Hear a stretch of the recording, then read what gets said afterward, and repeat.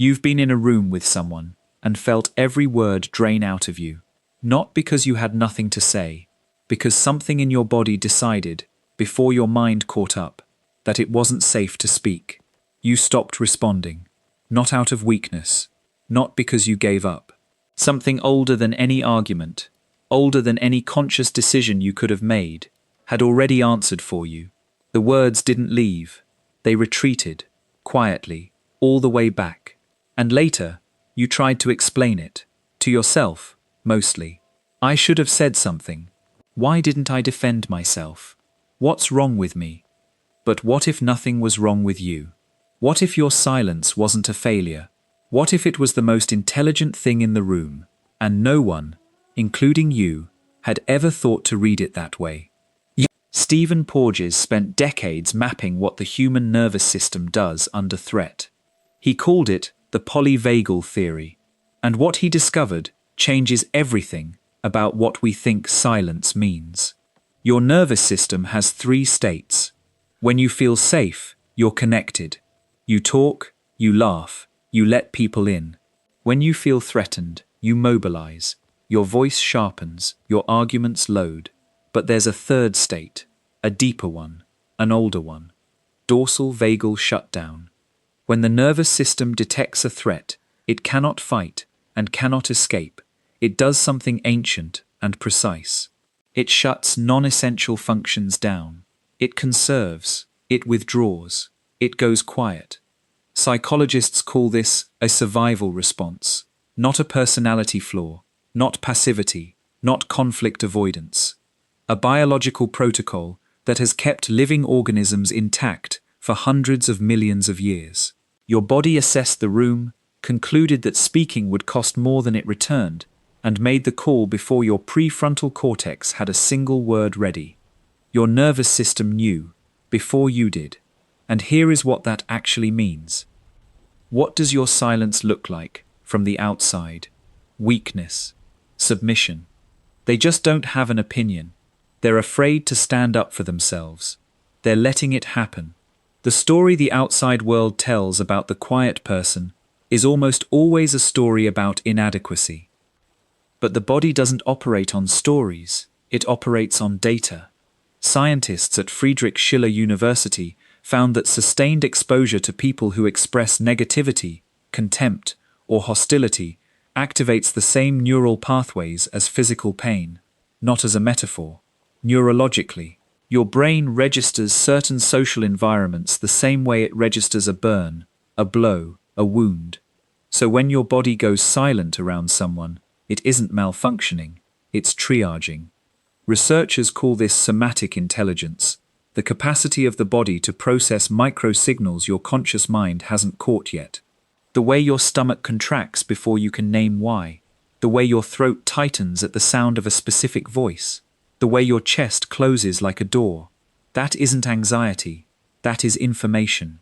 Precise, fast, and usually correct.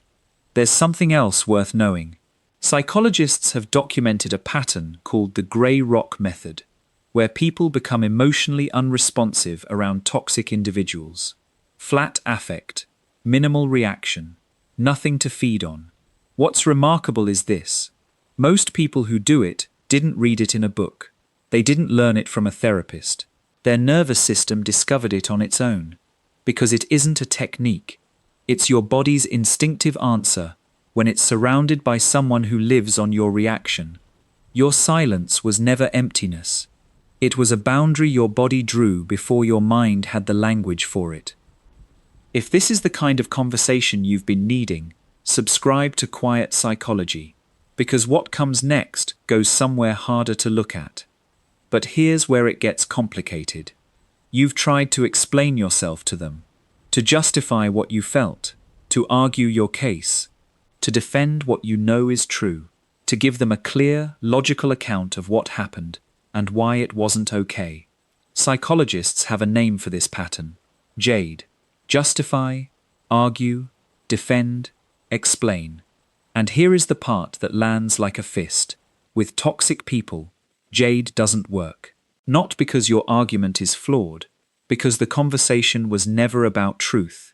It's about control. Every explanation you give becomes material they can reframe. Every defense becomes evidence that you're too sensitive. Every time you try to clarify, you hand them another piece of your reality to distort. Your voice, in those conversations, doesn't illuminate. It supplies ammunition. And slowly, so slowly you almost don't notice, you adapt. Toxic people don't rewrite you in one dramatic confrontation. They change you in layers. Elaine Hatfield and her colleagues documented a phenomenon called emotional contagion, the way emotional states transmit between people like airborne particles. Prolonged exposure doesn't just affect how you feel in the moment.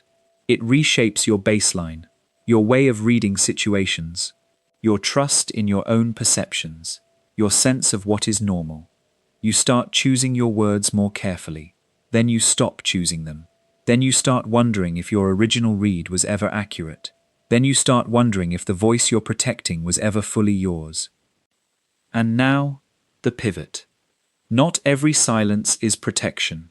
Some silences are scars, left by people who were dismissed so many times, corrected and mocked, and overridden with such consistency that they stopped believing their voice could change anything. Their quiet wasn't a choice the nervous system made. It was a conclusion it arrived at after too much evidence. Speaking makes things worse. It's safer not to exist too loudly. That silence looks identical from the outside. The closed mouth, the still face, the absence of response. But it doesn't feel the same inside. So you have to ask yourself, and this question might be uncomfortable to stay with, is your silence a fortress you chose to build, or a cage someone else built around you? Because from the outside, they look exactly the same. Here is what matters now, and this is the part where the weight can actually start to lift. You don't owe anyone an explanation for your quiet. You never did. The idea that you need to make yourself legible to someone who benefits from misreading you, that idea is worth releasing. Not fighting, not proving wrong, just releasing. There is a specific kind of exhaustion that builds from trying to be understood by someone committed to not understanding you. You know this exhaustion. You felt it settle into your shoulders, your jaw, the space behind your eyes. Your body knows it by now. The same somatic intelligence that shut down your voice in that room. It also knows when the effort of explaining is costing more than it could ever return. Letting people misunderstand you is not the same as giving up. It is the recognition that your clarity doesn't depend on their agreement, that your reality doesn't require their validation to be real, that some conversations are not worth the version of yourself you'd have to lose to have them. If you are someone who goes quiet around certain people, you don't owe your voice to a room that wouldn't honor it. Let them call it coldness. Let them call it distance, weakness, indifference. You are allowed to be still without apologizing for it. Your peace was never theirs to define. And if someone you love goes silent around certain people, don't push them to speak up. Don't hand them scripts for assertiveness. Don't tell them to be stronger.